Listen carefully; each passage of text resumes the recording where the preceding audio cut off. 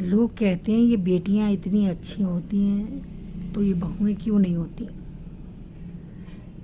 अरे जब अब बेटी को अपनी को बेटी की तरह रखते हैं तो बहुओं को भी तो बेटी की तरह रखो, जब भी तो वो तुम्हारी बेटी बनेंगी। अगर बहू बेटी बन भी जाए, क्या सास माँ बन सकती है? जो कि नामुमकिन है, क्योंकि वही बेटियां अगर माँ उनसे अगर कुछ कह देती हैं तो कहती मेरी माँ है, कोई ना। अगर वही बहू को अगर सास डांटती है तो वो जो बहू होती है वो उसे माँ की तरह नहीं, एक सास की तरह लेती है कि उन्होंने मुझे डांटा, उन्होंने मुझसे ये कहा। वहीं वो सास बहू वाला रिश्ता आ जाता है।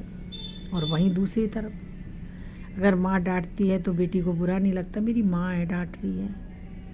और वहीं बेटी को बुरा लगता है। वैसे ही बेटी अगर माँ को कुछ कहती है तो माँ को बुरा नहीं लगता, कहती बेटी है बोल दिया होगा। वहीं अगर बहू कुछ कह देती है सास को तो सास को ईगो आ जाता है कि भाई मेरी बहू ने ऐसे क्यों कह दिया। तो एक रीज़न है कि भाई सास बहू कभी माँ बेटी नहीं बन सकते।